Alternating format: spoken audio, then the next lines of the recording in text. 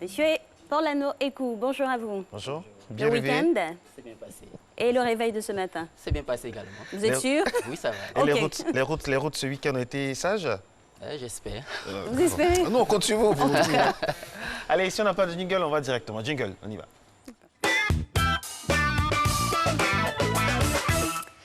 Les règles de circulation des cyclistes et motocyclistes, c'est le sujet qui nous occupe aujourd'hui. Alors, qui est considéré comme cycliste et motocycliste selon le code de la route, bien évidemment?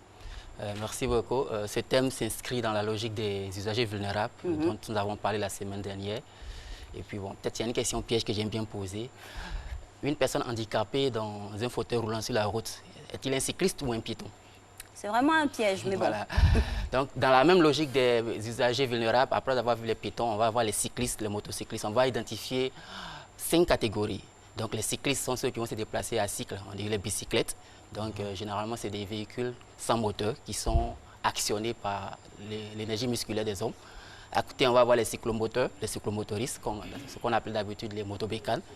C'est en fonction de la puissance du moteur qu'on va les identifier. C'est-à-dire que c'est des petits véhicules de 50 cm3 de cylindrée, donc à peine 2 chevaux. On va voir des vélomoteurs, on va voir les motocyclettes, qui sont les grosses motos qu'on connaît. À côté de cela, on va voir les tricycles et les quadricycles. Donc tout cela va constituer ces lots de cycles et de motocycles. Voilà. Alors, quelles sont les conditions requises pour conduire des cycles et des motocycles sur la voie publique? D'accord, il faut identifier deux acteurs. C'est-à-dire qu'il va y avoir certains cycles et motocycles qui sont astreints à détenir un permis de conduire. Donc, contrairement à ce qu'on croit, seuls les cyclistes, les bicyclettes ne sont pas tenus un permis de conduire. Excusez-moi. Les cyclistes, donc les bicyclettes ne sont pas tenus d'un permis de conduire, mais toute la catégorie doit avoir un permis de conduire. Dès lors qu'on conduit un cyclomoteur, c'est l'impression qu'on a que comme c'est léger, on n'a pas besoin de permis. On ne parle pas de permis de conduire, mais il y a une licence de conduire pour les cyclomoteurs, c'est-à-dire les véhicules moins de 50 cm. On les voit très souvent arrêtés par les forces, les policiers. Exactement. À cela va s'ajouter une condition d'âge. C'est-à-dire qu'il faut avoir plus de 14 ans au moins pour être sur un cyclomoteur chez nous. Donc très souvent, on voit beaucoup plus de jeunes dessus, sur ces engins-là. Et donc, qui dit cyclomoteur a besoin d'une licence de conduire, donc avoir plus de 14 ans. Qui dit vélomoteur, motocyclette est tenu à avoir le permis A, qui est différent. Donc, vous pouvez avoir toutes les catégories de permis, mais ce n'est pas le permis A, vous n'êtes pas autorisé à conduire un motocycle, tricycle, quadricycle. Alors, toutes ces personnes-là ou ces engins-là, quel est le mode de fonctionnement? Comment ils utilisent la voie? Oui, comment ils devraient utiliser la voie? Il faut retenir que ce sont des véhicules. Donc, ils doivent circuler sur la chaussée. Seul le piéton circule sur le trottoir. Il doit circuler sur la chaussée. Et quand cette chaussée-là a aménagé des pistes qui leur sont dédiées, ils ne doivent qu'emprunter ces structures-là. Et donc, on va distinguer ce qui est piste cyclable, qui est réservé, et je le répète, spécialement pour les cyclistes. Donc, les motocyclistes, en tant que véhicules, ne sont pas tenus de circuler sur les pistes cyclables.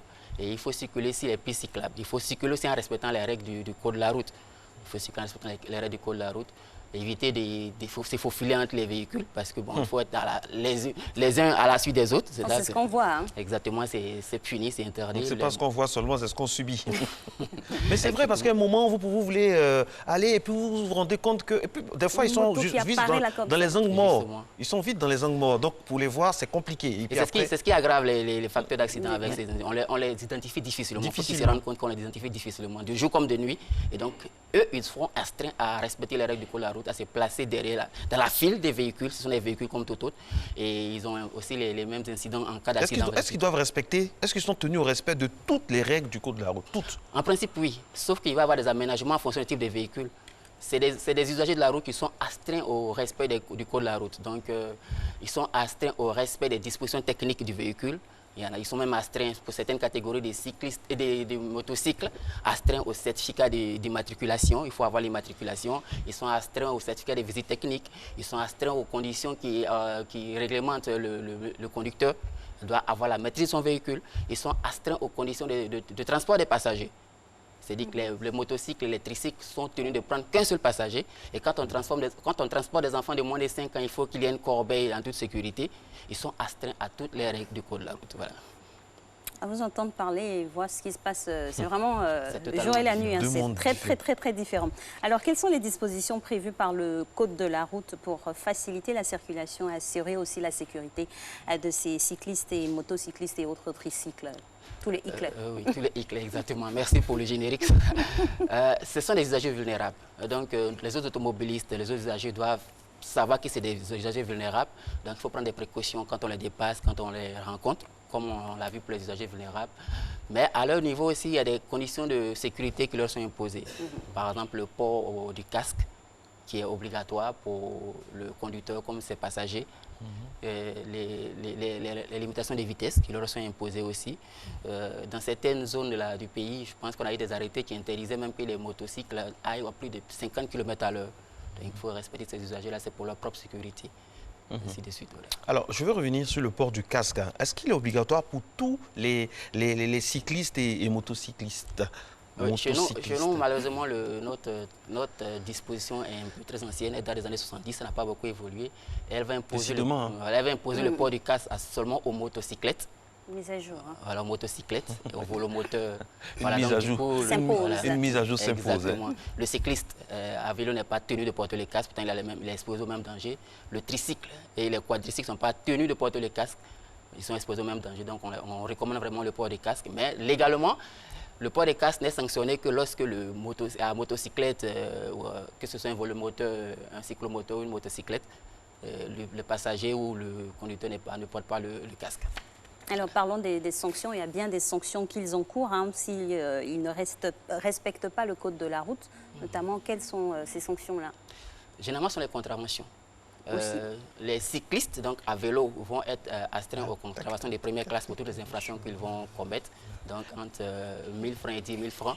Mais les autres, les motocyclettes, les tricycles, les quadricycles sont astreints aux sanctions de deuxième et troisième classe comme les véhicules. Voilà.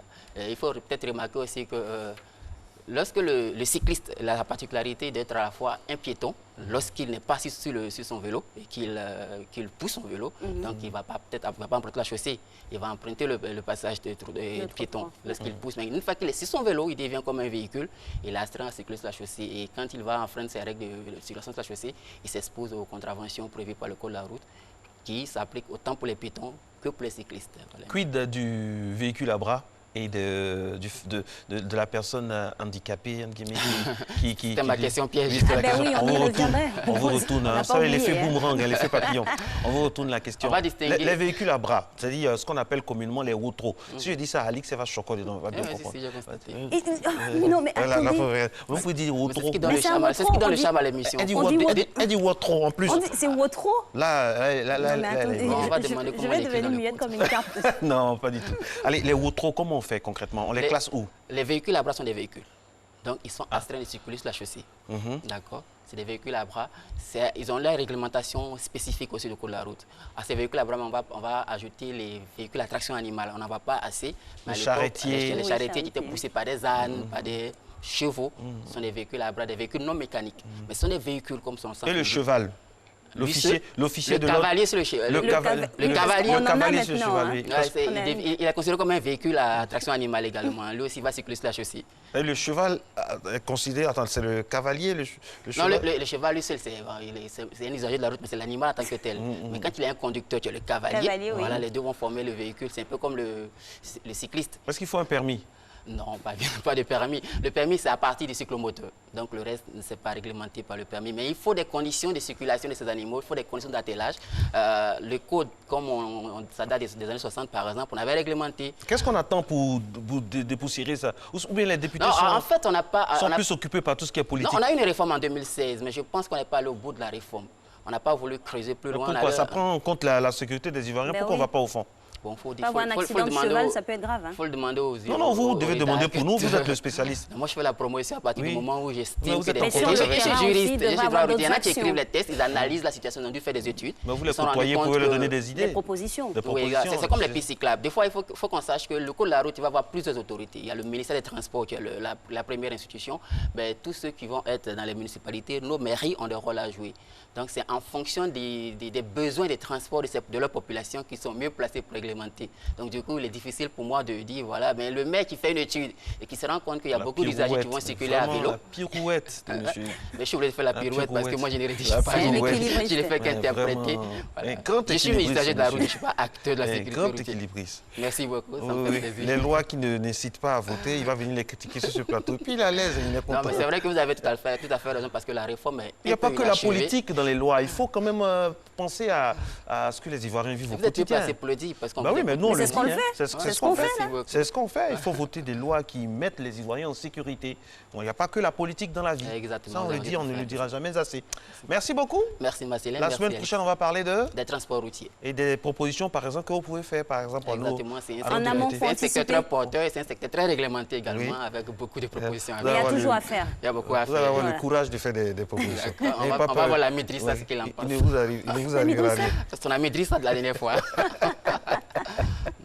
Merci beaucoup. Merci beaucoup pour votre intervention et on espère que ça aura donné des informations supplémentaires à tout ce qu'on a comme cyclistes, motocyclistes, tricycles. On va plus les regarder du même œil. J'espère qu'eux-mêmes ne se verront plus de la même manière. En tout cas, il y a beaucoup de choses à savoir. Merci encore, Monsieur Ekou, et puis belle journée de lundi à vous.